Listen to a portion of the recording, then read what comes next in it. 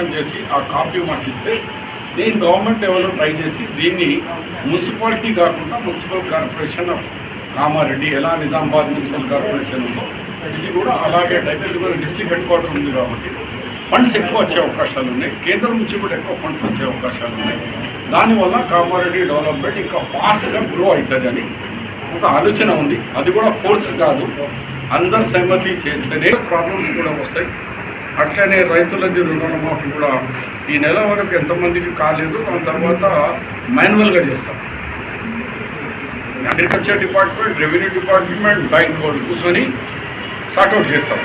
Ration card సమస్యనా, లేకుంటే మనకు Aadhaar card సమస్యనా, ఫ్యామిలీలో ఇద్దరు ముగ్గురు ఉన్న సమస్యనా, అవి అలాంటి ఇది కంప్యూటర్ రిజాల్వ్ చేయడం. అసలు అడ్రస్ చేయాలంటే మన వీళ్ళే మాన్యువల్ కమిటీ, ఆ మాన్యువల్ కమిటీకి అది చేస్తాం. వీళ్ళు కేసీఆర్ వాళ్ళు ఇచ్చిన వాగ్దానంలోపు హరీష్ రావు 10 సంవత్సరాలు ఏమీ చేయలేదు. ఇవాళ మెస్ బిల్ ఆగింది, డైట్ బిల్ ఆగింది, ఆగుతుంది కొన్ని చోట. టెక్నికల్గా ప్రాబ్లం వచ్చినప్పుడు కంప్లైంట్ జరిగినప్పుడు ఇప్పుడు ఇక్కడ కామారెడ్డి ఎమ్మెల్యే గారు కంప్లీట్ చేసినారు. ఎన్ఆర్ఈజీ ఫండ్స్ ఆగిపోయినాయి. ఆయన కంప్లైంట్తో మున్సిపాలిటీలో వచ్చిన డెవలప్మెంట్స్ పై ఆగిపోయినాయి.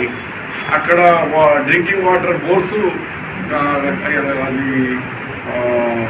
క్లియరెన్స్ మోటార్స్ బోర్లో నీళ్ళు పడ్డాయి, మోటార్స్ పెట్టేందుకు వాళ్ళు అనుమతి ఇస్తారు.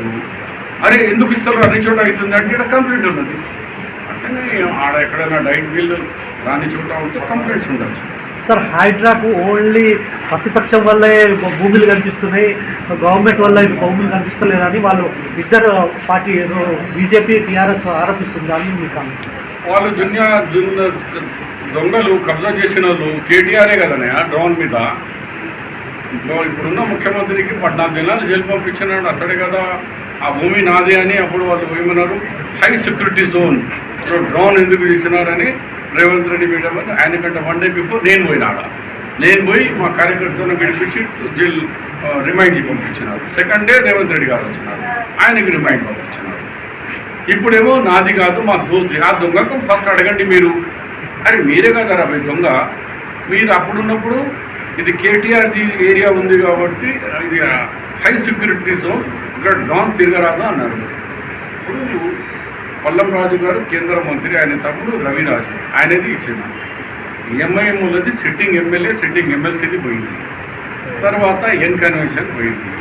నిన్న ఏమో పబ్లిక్ పోయి చేస్తే రామ్ గోపాల్ పేట అది హిమాయత్ నగర్ ఏరియాలో ఇల్లీగల్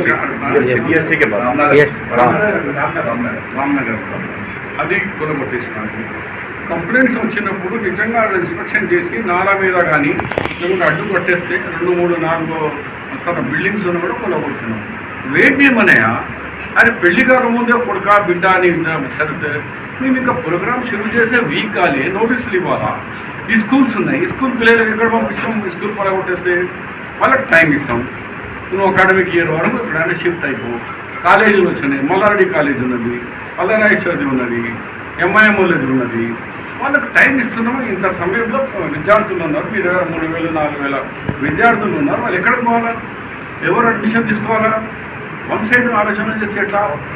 ఫస్ట్ అయితే ధనవంతులు పోని, వాళ్ళు ఎవరెవరు లోపల ఉన్నారో అందరికీ నోటీసులు ఇచ్చినాం. ముఖ్యమంత్రి స్వయం ఆయన తమ్ముడికి కూడా అన్నకు కూడా తిరుపతి రెడ్డి గారికి ఇచ్చినాం. ఇంకేమో వాళ్ళ కళ్ళకు కనిపిస్తలేదా?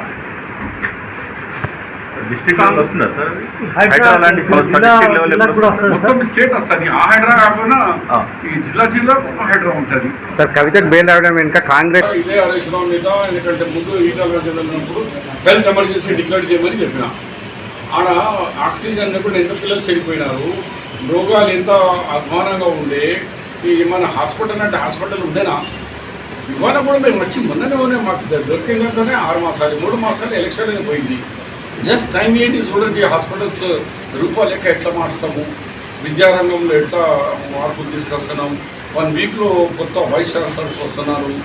We want some time. మేము 8 నెలలు 3 నెలలు మాకు ఎలక్షన్ నోటిఫికేషన్ దాంట్లోనే పోయింది కోర్టులో. దాంట్లో ఇప్పుడు మా పెద్ద 2 లక్షల రూపాయలు ఇది బస్ ఫ్రీ చేసినాము, మా గ్యాస్ సిలిండర్ చేసినాము, కొత్త రేషన్ కార్డు 17 సెప్టెంబర్ నుంచి న్యూ రేషన్ కార్డు స్టార్ట్ అవుతుంది. ఏది లేని వాళ్ళు 10 సంవత్సరాలు చేసిన వాళ్ళు అడిగితే ఎట్లానా?